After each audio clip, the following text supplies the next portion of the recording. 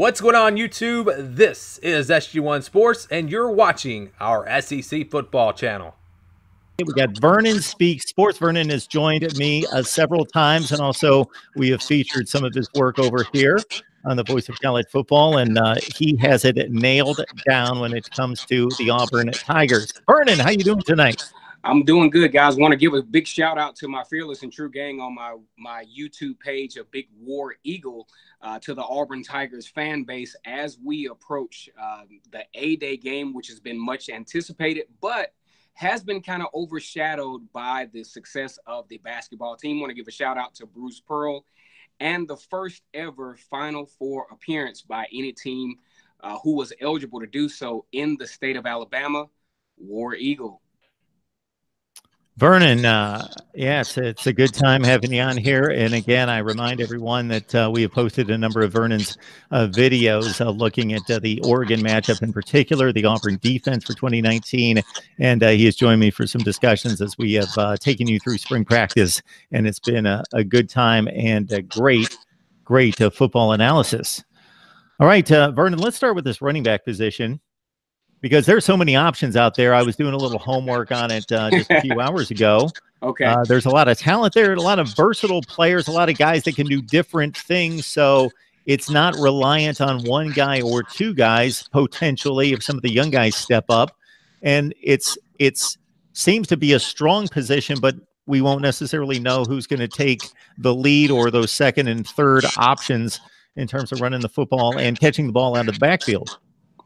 Well, this situation kind of takes me back to two seasons, actually. It takes me back to 2013, and it also takes me back to 2010, where Auburn, although Michael Dyer in 2010 he was the feature back, but there were several backs that contributed to the production running back wise in that year. You're talking Mario Fannin and Ontario McCaleb, who were very active in the running game, somewhat of a change of pace type situation. You fast forward to 2013, giving a similar situation where you had the onslaught of Trey Mason and also Ricardo Lewis, who would actually run that jet sweep for the Auburn Tigers, and Corey Grant. And during those particular years, a lot of great production out of the Auburn Tigers. You're talking about the quarterback, both years, 2010 and 2013, the quarterback rushing for over 1,000 yards. Then you having the tailback in Michael Dyer and Trey Mason rushing for another 1,000 yards. So you're talking about a situation where Auburn has a unique opportunity coming into spring practice and ending spring practice in the A-Day game with a lot of viable options. And also, if you think about it, I believe Jartavius Whitlow is the favorite as the feature back. Of course, you have Cam Martin returning. And also, when you think about what's coming this fall, Mark Anthony Richard, a highly touted recruit who is not participating in spring practice. And you have DJ Williams. A lot of guys caught on to DJ Williams later on in the recruiting process. His value skyrocketed around November, and Auburn was able to snag him. I think Auburn is in an incredible position running back wise. And I'll go out on a limb and say it here first. Auburn will have a 1,000-yard rusher, although for the first time in a long time was not able to achieve that goal on last season, Mark. Talking Auburn football on this live call-in show with Vernon Speaks Sports. So check him out on YouTube. So you just keep it right here on YouTube, but you just type in Vernon Speaks Sports and you can catch all of his Auburn breakdown. It's pretty remarkable what he gets to in breaking down the Auburn Tigers. Vernon, if you get a chance, I don't know if you see the message that I just sent you, we're getting the same kind of feedback and so forth that we did last time. And so whatever you did last time to correct that, if you can look at that. What's going on now? Maybe I'm up a little bit loud. Or, oh, yeah. Let me turn I got mine all the way up. Is that a little bit better? We'll see when I start talking. There you go. Okay. I think that corrected it. Okay, good.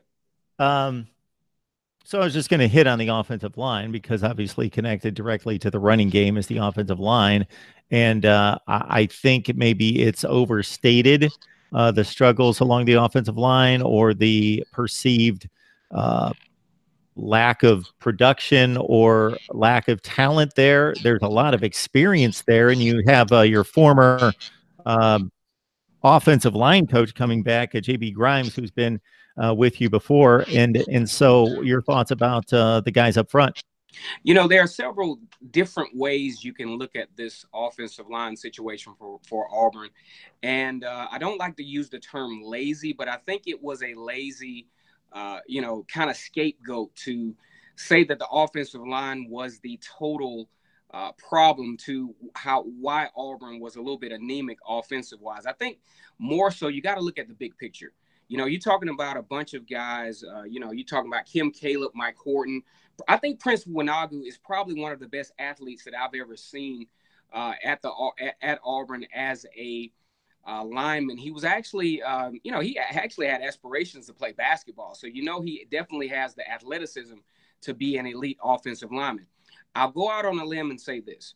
When you have a situation where there are differences in philosophies, you're talking about Gus Malzahn, who likes to go fast. He is kind of sort of for lack of a better way of putting it, when you're really good at something, you become a micromanager at it. And when you have Chip Lindsey, who wants to bring his philosophy in, then you have, kind of like a conflict of interest, if you will. And when you're asking the offensive lineman to do something one way, but in accordance is conflicting, then you're going to have misassignments. You're going to have plays where, offensive linemen become discouraged. And that way you start to have an abysmal performance down the stretch. Now, when I look at this, you're talking about an average of three, high-end 3-stars at the offensive line, because there was actually 1 2-star on that line, the transfer from Massachusetts. So you have a lot of talent on this particular offensive line, but the only issue that you have, I think the difference in philosophies, also the fact that there just was not a lot of continuity in what they were trying to do. You're talking about blocking for a run pass option for a quarterback that was never going to run the ball. You're also talking about a situation where there were times where Jarrett Stidham actually had the time to throw the football. But if you really dissect Jarrett Stidham's skill set, his passing game is not very strong within the intermediate pass game, where the ball is usually open on the quick route. So the longer the offensive linemen are being asked to block, because in SEC you might have 2.5, maybe 3 minutes at the most. So not to interrupt, Vernon, I just want to clarify something here, and I want you to explain something to me and everybody else. When you say the intermediate routes for Jarrett Stidham, all we've heard about Jarrett Stidham, and I've seen him play quite a bit of football and always thought that he had the arm talent to play at the next level. There's a lot more that goes with that than just having the arm talent. But are you talking about down the seam? I'm talking about kind of sort of down the seam that there's actually what you call a comeback route. He almost threw a pick 6 in that route against Purdue. So that's just not a strong suit. And usually that route is open, but if you're not looking for it timing wise, you're going to have to spend a little bit more time in the pocket. Also, you're talking about a situation where the offensive linemen are blocking for a scheme that's just not going to happen. The run pass option is not going to happen with Jarrett Stidham because there's no threat to run the ball. I believe now, for several reasons, I think the offensive line is going to be a lot more productive this year. You have a viable dual threat quarterback. Things are going to move a little bit quicker. So you should see a lot more positive production out of the offensive line. And I think media outlets, like you said before, overstate the offensive line's role in the Auburn's abysmal performance up until Purdue last season. Yeah, they kind of corrected some things against the Boilermakers. They just got really healthy in that one. And I think a lot of it had to do with an athletic advantage that was one of the bigger ones for sure during the bowl season, even though Purdue, certainly sometimes you can't explain it because they played, you make all sorts of comparisons between the Big Ten, let's say, and the SEC, and you could make like comparisons to say, okay, well, Purdue beat Iowa. Iowa beat Mississippi State. Mississippi State beat Auburn. Why can't Purdue play with Auburn? Right. Well, number one, once you start the transitive property, it's all about matchups as well. And obviously, Auburn was just not a good matchup for Purdue, number one. Number two, if the two teams play 10 times, it's never again 63-7. But Auburn probably wins 8 times, if not 9 times. They're just a better team, and a team that we saw play against Washington, a team that we saw several times during the season, but we didn't see them consistently enough show up in that game. And Purdue was a little bit overrated based on the Ohio State effort. And other than that, they were an okay team, but like a top 45 or 50 team in Auburn. Despite the record, I will say that was one of the 15 or 20 best teams in the country. For sure. When you talk about Purdue as well, I actually, around the time when I first got really serious about, being a student of the YouTube sports analysis thing, when I predicted this game, I predicted more so like 36-17, somewhere along those lines, because I didn't think Purdue would be prepared for what a Gus Malzahn called offense. So it kind of, they actually exceeded my expectations. Well, Vernon, at 36-17, that sounds like you were way off because it was a 56-point win and they won by 19. But I got to say that you were probably more on the money than just about anybody out there, I can imagine, because that's basically saying that Auburn's going to dominate this game. It's rare to see a matchup in bowl season that somebody says, okay, well, they're going to win by 45 points. 40, right, exactly. Because it rarely happens, and the teams are most likely, especially amongst the Power 5 conferences, they're evenly matched based on seeding to a certain extent. So to foresee 63-7, nobody does that. So you had a definite beat on a situation in which Purdue was only a 3-point underdog, but we got to see Auburn. And what do you think? Of course, we're going to project toward 2019, and that should be the focus. But I'm curious about Jarrett Stidham's transfer to Auburn and Gus Malzahn's style of offense and what he likes to get out of his quarterback. As we've talked in the past, and Nick Marshall being the best example of being better runner than passer and really leading a dynamic offense that put up rushing totals that were just ridiculous against really good SEC defenses. And then what we've seen in recent years, and then Jarrett Stidham not, obviously being a liability running what Gus Malzahn would like to do, but was it just a situation where it was just too good of a quarterback to pass up, an NFL potential quarterback that even though he didn't fit the scheme, hey, we got to take this guy on because he's potentially that good? Well, one of the things that I think about is Gus Malzahn back in 2009 having Chris Todd actually, and he was able to be highly productive in the Gus Malzahn offense, which was a little bit more productive as far as the running back goes. Chris Todd wasn't asked to pass a lot. He was very effective in the offensive, of course, not nearly as effective or as entertaining as, say, Cam Newton and Nick Marshall, and obviously didn't produce the results that Cam Newton and Nick Marshall, produce. And then you talk about Chip Lindsey. I think this was a situation where Jarrett Stidham fit more so of what Gus Malzahn was trying to accommodate for Chip Lindsey. Because if you think about the offense under Chip Lindsey, not a lot of tempo, not a lot of quarterback being asked to run the football. And of course, that somewhat, I'm not going to say disastrous marriage, but that, shaky marriage just didn't work between Gus Malzahn and Chip Lindsey. And I think Gus Malzahn at his core would much rather have the situation that he has now in Joey Gatewood, Cord Sandberg, Malik Willis, and Bo Nix in being viable dual threat quarterbacks versus the Chris Todd, Jarrett Stidham type quarterback that literally has no defensive coordinator intimidated by their ability to run the football. Talking Auburn with the Tigers headed toward their spring game to cap off the spring session there on the Plains with the A-Day game.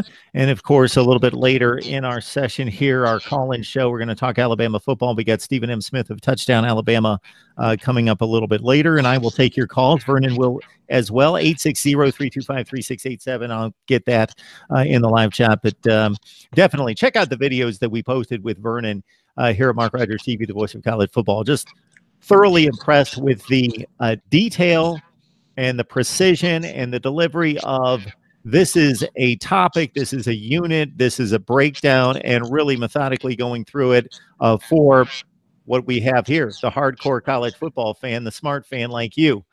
So we appreciate you stopping by. Mark Rogers TV, the voice of college football, with the live stream. Again, we're featuring Auburn and Alabama. But as you know, Vernon, these next couple of weeks, it started really last week. These next few weeks are just going to be crazy with spring games. So I'm going to be pulling my hair out.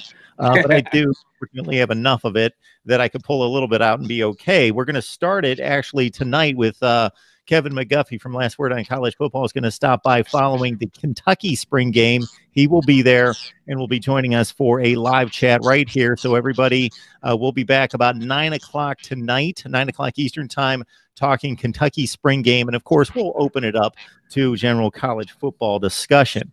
But I'm just going to point out the Power Five in play tomorrow: Alabama, Arizona, Auburn, Baylor. We've got Florida. We've got Illinois, Kansas, Kansas State. We've got Michigan State on the field tomorrow, Minnesota, Mississippi State, Mizzou, Nebraska, North Carolina, Notre Dame, Ohio State, Oklahoma. We also have Penn State, Pitt. We've got Stanford. We've got Syracuse on the field tomorrow, Tennessee, Texas, Texas A&M. And let's see, we've got dipping into the group of five, UCF and USF. We've got Utah, Virginia Tech, West Virginia as well. So I'm going to get to as many of those teams as possible to provide analysis, but that might be stretching it just a bit.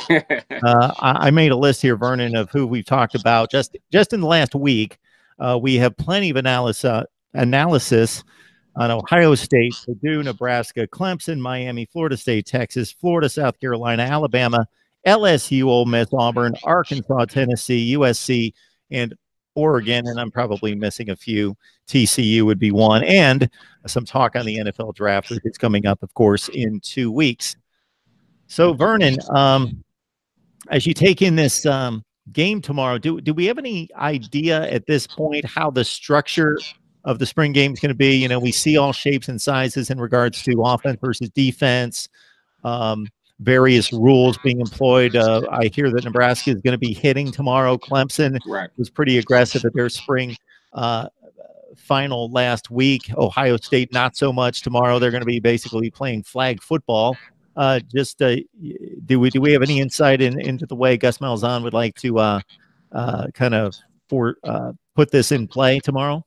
Well, usually considering the quarterback battle, I think the fans are going to be very disappointed in the fact that the quarterbacks will not be going live tomorrow. I think Gus Malzahn and his coaching staff has seen all of the information that they've wanted to see up to the spring game, to where I'll go out on a limb and say that that Auburn has two guys quarterback wise that they want to that they're going to be looking at very seriously, that in Bo Nix and Joey Gatewood.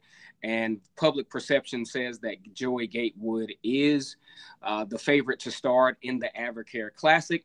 But now, as far as, formats and, how Gus Malzahn is going to run this particular spring football practice, I want to be honest with the fan base and just say, I really have not even divvied into that portion of the spring game as I've been doing thorough analysis on what leads up to the spring game. But I have actually been to a spring game before.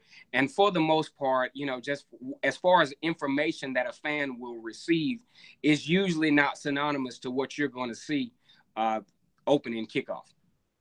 Vernon Speaks Sports.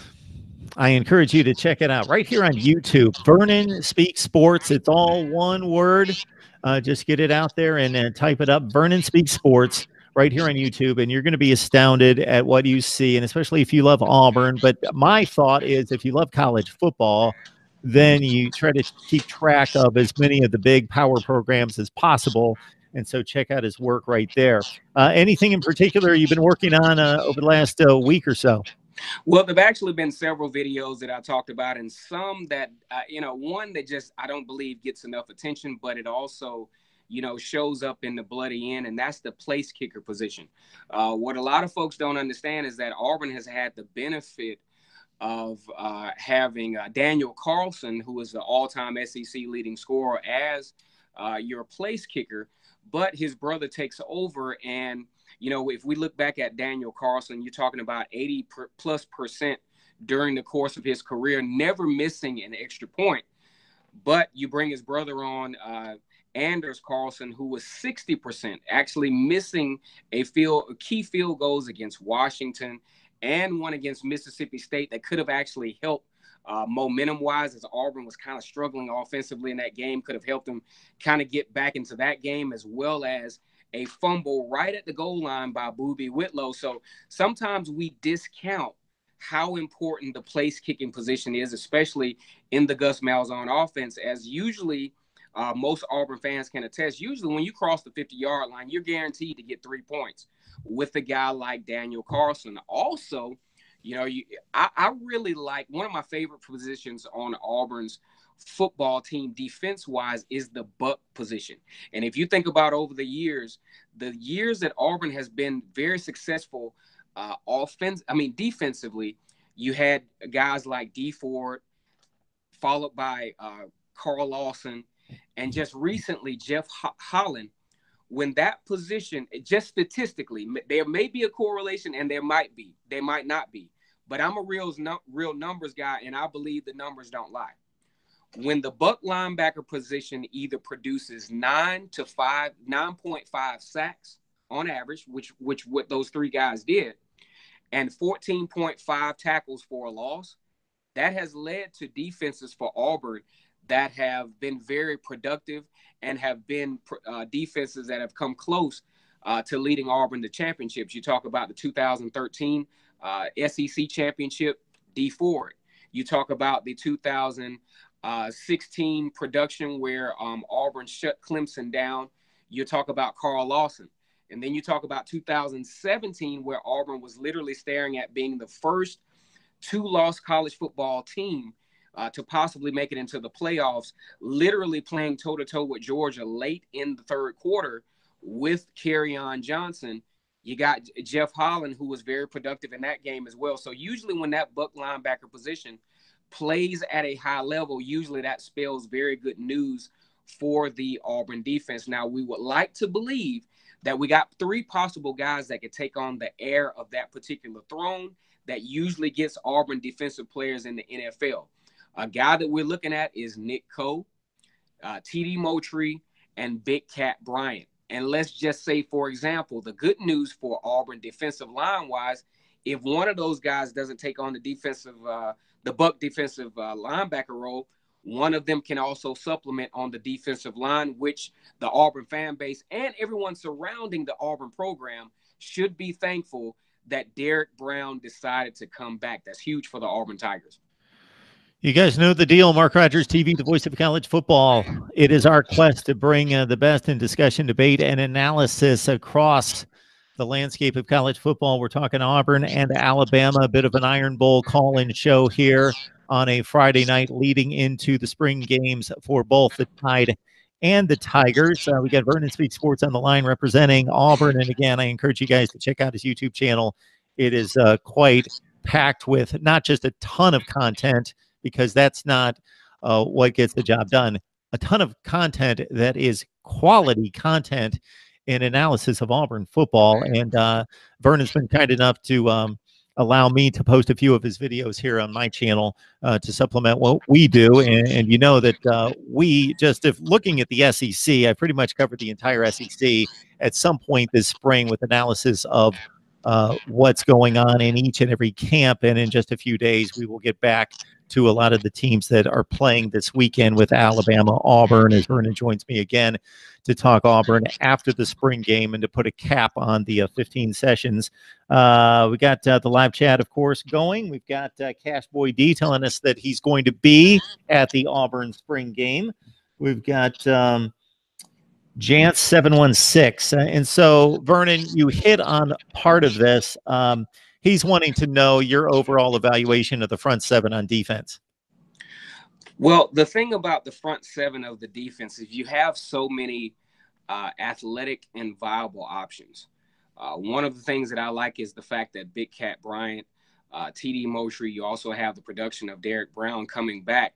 If nothing else, going into the Evercare Classic, you have a great deal of experience, which I think will give Auburn the competitive advantage over Oregon because they've been there before. Most of these guys that have played this game, they've played in the Chick-fil-A Kickoff Classic against Washington.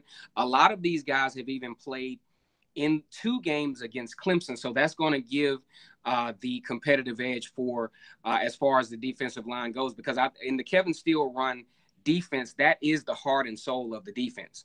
And now you team that up with what the Auburn Tigers would like to believe is going to be a much more athletic linebacker core that can cover a lot more range. You talk about the, inception of the possibility of Owen Papo being active. He was one of the top recruits in high school last year out of Grayson, Georgia. You talk about Michael Harris. You talk about KJ Britt, who's going to take on the Mike linebacker role.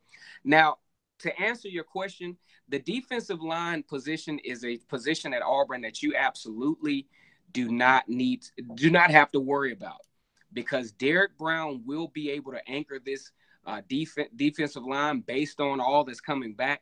And a lot of guys, and in a lot of situations, folks discount the athleticism of Marlon Davison, who can play interior or exterior.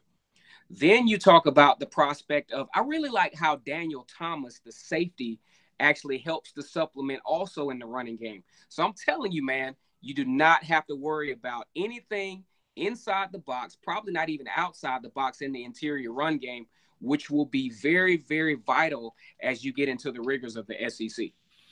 Vernon Speaks Sports. We encourage you to go over there and check him out on YouTube. It is a pretty fascinating rundown of Auburn football. If you love the Tigers, if you love the SEC and need to keep track of the best teams in the conference, then you check him out to keep track of Auburn. And of course, this is Mark Rogers TV, the voice of college football. And if this is maybe the first time you've checked us out, maybe it's a time or two that you've looked at us, check out the videos. And I believe that if you enjoy college football, if you love college football, then you need to lock it in right here. and that's the truth, man. I mean, because I've been following, Mark Rogers, SG1 Sports, and just, almost fanatical analysis of college football sports. If you especially in the Deep South, that's pretty much the conversation. You talk about Auburn football, you talk about Alabama. Oh man, we're gonna beat y'all this year. All this stuff. So it's always a conversation piece in the Deep South. So this is a difficult one in regards to a question on the live chat, just because we're looking at 2 inexperienced, well, we're technically looking at 4 inexperienced quarterbacks with Stidham moving on. There's a consensus thought for the most part that it's a 2-man battle. So we've got Bo Nix and Joey Gatewood in particular. This particular viewer, RLB Laney, is asking about the quarterback competition, who you think is going to win the job. And again, before Vernon speaks on this one, I want everyone to, temper your expectations of analysis, because we have no game tape on these guys. We have no game tape, so it's difficult to assess their skills and abilities. You got to go off high school tape. You got to go out off of what you hear and see and what comes out of camp, and that type of an evaluation of scouting reports. And then we're going to see something in the spring game, but it's not going to be against necessarily fully live bullets. So, Vernon, your thoughts about Nix, Gatewood, and the rest of the competition? Malik Willis has actually been on campus for quite some time. He served as a backup for Jarrett Stidham. So one would presume that a young man who has been there, who, understand the philosophies of the offense, one would think that this would be a landslide decision, that Malik Willis would be the quarterback, and this would be basically a no-brainer. But apparently, just kind of given the climate of what's happening at Auburn, that's not the case. Most implications show that you're probably going to be looking at Joey Gatewood and Bo Nix. I actually like both quarterbacks for equally opposite reasons, and not to discount Malik Willis. I think Malik Willis is a phenomenal athlete, and I think he can play the quarterback position under the Gus Malzahn run offense in some variations. In my honest opinion, just from, when you're looking at film, you can see perception, and you can see how, the other guys kind of perform when a quarterback is on the field. There's something about Malik Willis that is not so much his ability. There's something about him perception-wise that doesn't give me that feel of command, that doesn't give me that feel of leadership. And that's something when you're talking about high-level SEC West, because I want to think, I want to argue that the SEC West is a very competitive sub-conference in the SEC. When you're talking about taking on the role as being the lead quarterback for a team that has expectations to win at least 9 to 10 ball games a year, I just don't see Malik Willis as being that guy. Now, when I look over to Bo Nix and Joey Gatewood, Joey Gatewood has an incredible skill set. He's about 6'5", I would assume about 227 pounds, out of Bertram Trail High School in Jacksonville, Florida. Very highly recruited. A lot of people would like to loosely compare him to Cam Newton. I'm not necessarily going to compare him to Cam Newton per se, because they're two different quarterbacks. But what I will compare is the physicality. When you're going into the Advocare Classic, Andy Avalos, the incepted defensive coordinator at Oregon, I feel very comfortable with Joey Gatewood's physicality as to the variations of defenses that Andy Avalos in that 3-3-5 variation set is going to throw at Auburn. I just don't think Bo Nix, although he is the quarterback for the future at Auburn, I just don't think this is the venue to throw a guy, even though he's won 2 straight state titles at Pinson Valley High School near Birmingham, Alabama. I just don't think the Advocare Classic is the venue to throw Bo Nix in. Now, when I look at Bo Nix on film, great command. He ran that offense for Pinson Valley. But I just don't think there's enough time. I just don't think he's been around the program enough to be able to take on that role. Joey Gatewood, in my opinion, will take the first snap at Advocare Classic. Okay, there you heard it first. Joey Gatewood, your starting quarterback for the Auburn Tigers against Oregon, and what's going to be for me, as I looked at the non-conference games in 2019, that was my number 1 game of the week in week 1. It was my number 2 game overall to Texas LSU. I am amped to watch for sure Oregon play.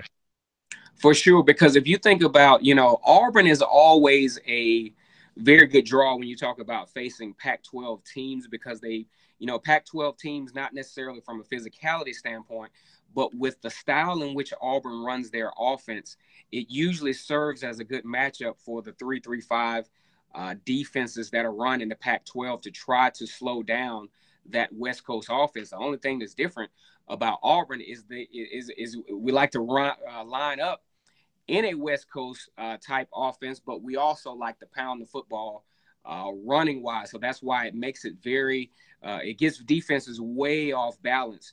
And we're going to see if Oregon is going to be ready for what Gus Malzahn has in store for the Advocare Classic. Vernon, give us some insight into the plight of the Auburn fan, because we've talked about this. If you take Auburn as a football program and what is typically the production and wins and losses, and you go to any other division in college football, they're not necessarily going to win. And albeit I know people are going to jump on Clemson, but that was Clemson 2018. That wasn't Clemson every year forever. Right. That's a Clemson team that's been a dynasty for about 5 years now.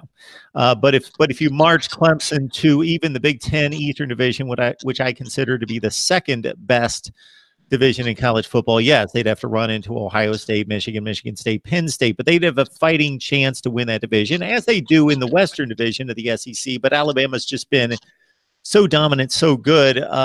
Just the daily life of thinking, hey, we have a really good football program. We win a ton of games, but it's just difficult to get through. And LSU has the same issue, but I guess these Auburn fans generally have to rub shoulders with Alabama fans every day, and what that's like. It's been difficult, especially since, the inception of Nick Saban, who's having an incredible run. Obviously a more than historic run at Alabama. I would go out on a limb and say that probably one of the best runs in college football history. Able to attract, for so many reasons, some of the most talented players in the country. Has a good sell. He puts his guys in the NFL. They don't have to, perform astronomical at the NFL Pro Day to make it into the league. Several national championships, several SEC championships. And, when we look at the Auburn Tigers, proximity-wise, being in the same state as Alabama, very close in proximity to Georgia, very close in proximity to Florida State as well. When you talk about recruiting, kind of pooling from the same, areas. And, you look at that area, even in Gwinnett County in Georgia, where some of the best college football players come out of that area. Everybody's got their hand in that particular pot. You look at the Auburn Tigers. I think you just have to, as a Auburn fan, as me being an Auburn fan and obviously a student of the game as it relates to Auburn and college football in general, having the direct experience as being an Auburn student back in the early 2000s, back in those days, we were just glad to be ranked. If we were ranked in the top 15, we thought that was a goal. Then you fast forward to 2004 with that 13-0 season, we started to kind of think, we're on to something. Then you move on to 2010, actually winning the national championship. And then we were good with that, okay? But you move on to 2013, that's a 3-year span. That's starting to get up into the what Auburn fan base, because I even coined the phrase the post-2010 fans, because we started to get a different kind of fan base with a different kind of, we started to kind of diversify the fan base and get to a different level of expectation. And man, you sandwich that in with the 2013 national championship appearance. That game right there, Auburn was literally seconds away from being, in my opinion, where the Clemson Tigers are right now. You give Auburn that national championship, you're talking about more elite athletes being interested in the program. You're talking about really, really bringing it to Alabama every year, because you're talking about beating them 2 times in a 3-year span in the Nick Saban era. So that heightened the expectation, and I think that's where the disdain for Gus Malzahn comes in for the Auburn fan base, because you bring us right here and you snatch it right away at the last second. And a lot of times his, press conferences are just so casual. Oh, we had our chances. Oh, we'll get them next time. That's just not going to work for the Auburn fan base. Very interesting. Very interesting. So I've known Tommy Tuberville for a number of years, and you mentioned the 2004 team, that it seems almost unfathomable at this point that an SEC team could go 13-0 in a conference that right now I rate as the best in college football, and at the time was arguably the best in college football in 2004, right. And they don't get a chance to win the national championship in what is, of course, a flawed system, in which, not that the 2 teams that were playing for the national championship didn't deserve it either, but there just needed to be a playoff, and you had USC and Oklahoma, who started the season at 1-2, and you had Auburn down around 19, and they just hit a ceiling. Oh yeah, and they were going to displace one of those 2. So anyway, I was just alluding to Tommy Tuberville, who actually just in the last few days announced his nomination for Alabama State Senate. And so I reached out to him, and I've always thought Tommy Tuberville was a first-class coach and person, and that's just from my dealings with him in being just a guy that always accommodated us. When I was down there covering Ole Miss, Mississippi State, and Alabama, he always was very accommodating, giving me interviews on the practice field. When I first hadn't even met the guy at the time, he was at an SEC coaches convention in Birmingham, and I was about 5 blocks away doing the newscast live. And he was kind enough, as just a new coach in the SEC with Ole Miss, to leave the coaches convention, go 5 or 6 blocks down the street to do a 5 or 6 minute interview with us live on the news. And then after that, again, very accommodating across the board, did a National Signing Day show from his office. at Ole Miss, and then of course he moved on to Auburn. Well, I ran into Tommy Tuberville just a few years ago at the American Conference Media Days when he was at Cincinnati, and I was a bit surprised.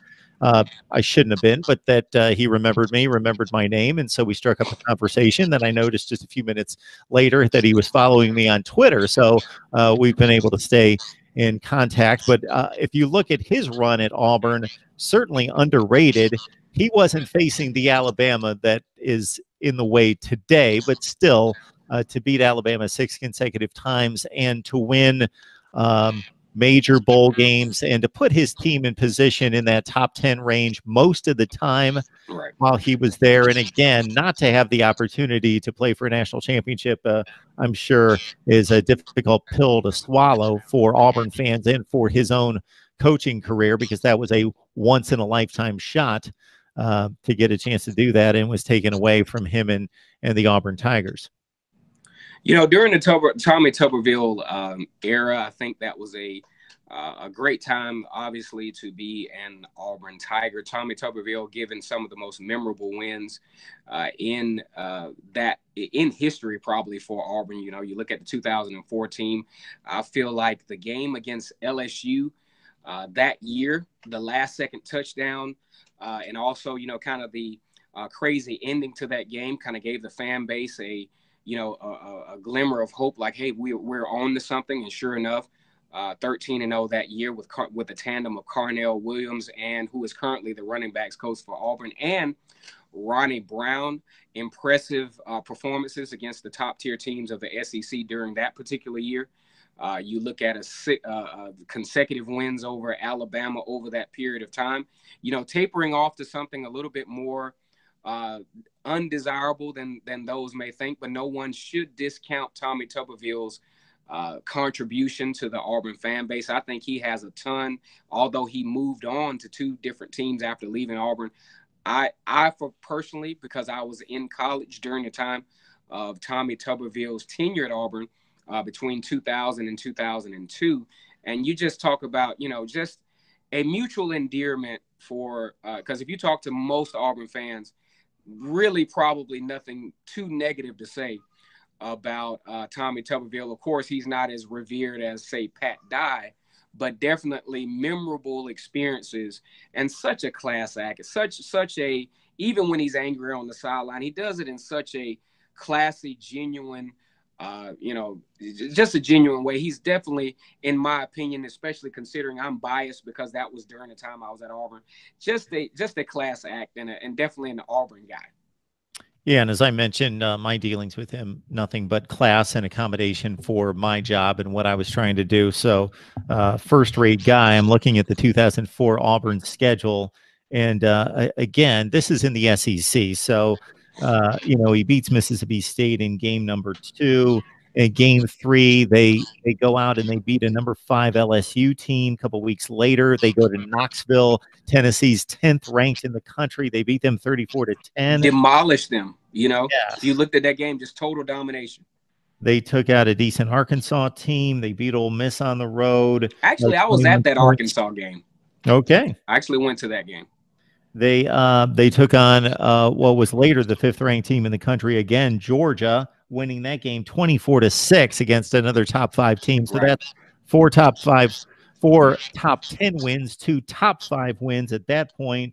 They beat Alabama 21-13. They win the SEC championship game against Tennessee, again winning that game by 9 or by 10 points, and then they win in the Sugar Bowl against Virginia Tech, ranked 9th in the country. 5 top 10 wins.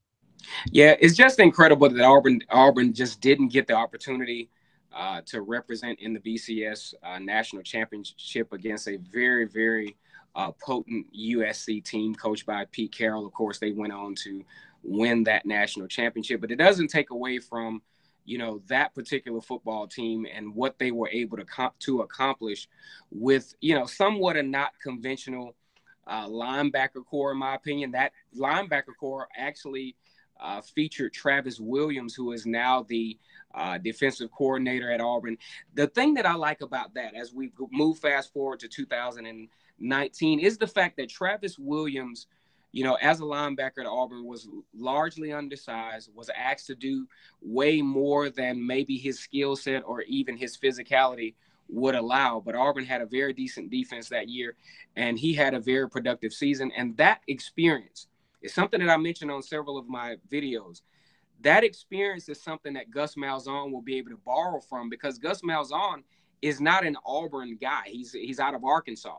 But to have personnel on his team that are directly connected with the program, have personnel on his team that are directly connected with the most highly successful times of the program, that is with Carnell Williams, Travis Williams, and Cody Burns, it really gives Coach Gus Malzahn a lot of leverage coming into this 2019 season. Hound Dog has reminded everyone that the super chat is on. Hound Dog, I so much appreciate the contribution to the channel. Thank you so much. Hound Dog will be at the Orange and White game in Knoxville to check out Jeremy Pruitt's second Tennessee edition. Of course, for many of you who love Tennessee and the SEC, we had some really good conversations earlier this week. So please check out those videos on Tennessee, and we will do our best to get a spring game recap on the Vols. But Hound Dog, thank you so much for that. Vernon Speaks Sports. Check him out on YouTube. Yes, sir. Football. And, of course, he has posted some videos here at Mark Rogers TV, the voice of college football. So we so much appreciate that. Vernon, you are certainly more than welcome to stick around. I'm going to be here for the next half hour waiting for Stephen M. Smith of Touchdown Alabama to jump on the line around 7:30 Eastern time is when he is scheduled. But otherwise, I'll be taking some calls, and I will think of something to talk about in the college football world, as I always do. Well, Mark, I would love to stick around. I gave myself a 30 to 40-minute window. Definitely look forward to the prospect of stopping back by to talk about some more Auburn football. I want to tell the fans out there, you definitely want to check my channel out. I mean, it's an ungodly amount of information on my YouTube channel. Is basically content that I've had stored for a long time. Being an Auburn fan, you're always talking about it, so you might as well transfer that thing to social media. I want to give a shout out to my fearless and true gang, is what I call my subscribers. And fearless and true, if you're an Auburn fan, you know exactly what I'm talking about. I want to give a shout out to Devin Dawson, who is the head of All About Auburn on Facebook. That's a group that, a lot of Auburn fans like to get on and talk about Auburn content. Also, Auburn Tiger Talk. Mike Willis is actually the head admin on that page as well on Facebook. There's several others, but those I would like to mention because they are very supportive of the content on Vernon Speaks Sports. And I have nothing else here tonight. Just want to give a big war eagle to the Auburn fan base. Thank you for watching this video. If you're an SEC football fan, please subscribe to the channel. Leave us your thoughts down in the comments below. And for the latest in SEC football, keep it right here.